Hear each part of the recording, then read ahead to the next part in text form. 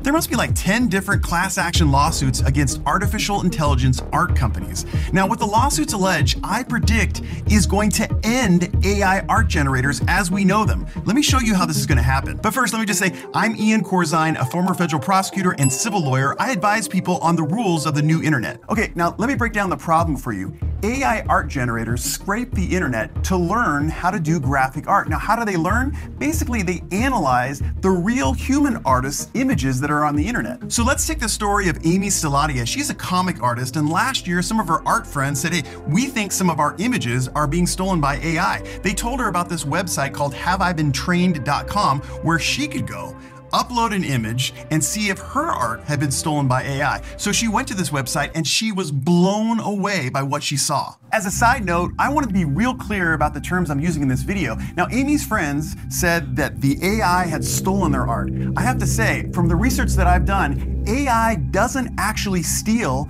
a human artist's images. No, when AI is trained, it familiarizes itself with the way shapes normally appear in real human art, and then it creates its own art from those estimates. AI art generators are trained by adding noise to an image and then taking away that noise. There's really not a good analogy to this process in the human world. But the best analogy I got, ironically from ChatGPT, was for you to imagine a pond.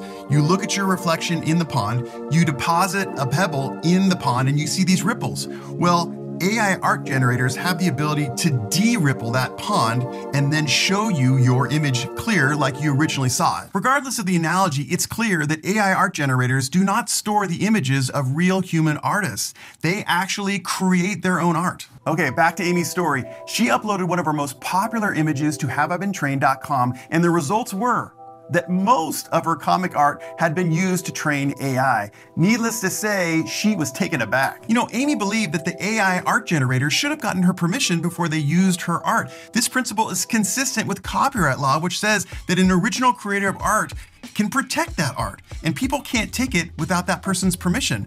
This principle is also consistent with those class action lawsuits I talked about at the beginning of the video, which have been filed in recent months in record numbers in US federal courts. And as I said before, I think these lawsuits are going to take away our ability to use these AI art generators as we have up until now. Let me break down the allegations of these class action lawsuits. In Anderson versus Stability AI, 3 graphic artists have sued Midjourney, DeviantArt, Stable Diffusion, and they're alleging that these AI art generation companies have taken their art without their permission, and they deserve to be paid for that. Now, the key question in this lawsuit and many others like it is whether or not these AI art generators actually took the artist's art. So I researched this on the internet, and I found that AI art generators don't actually take and store the digital files of human artists to train themselves. Actually, they just analyze these images, they look at these images.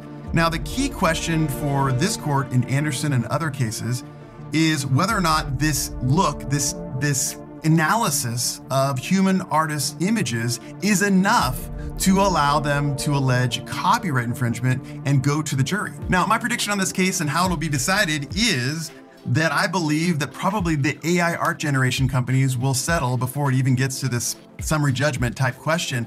Second, even if it does go to summary judgment, I think the artists are actually going to lose on the copyright infringement claim.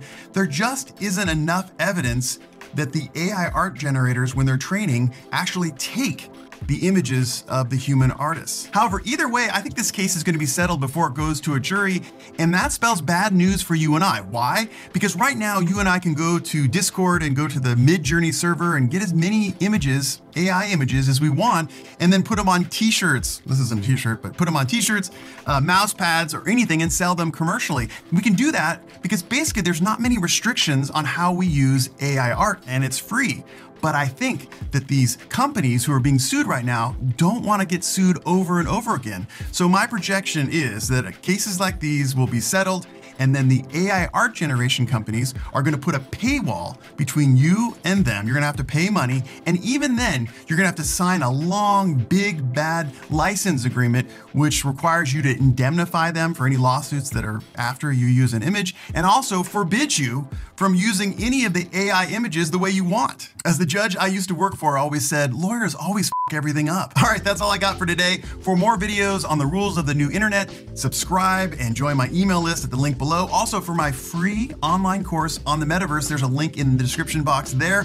And finally, you are always free to go to iancorzine.com and set up an online consult with me.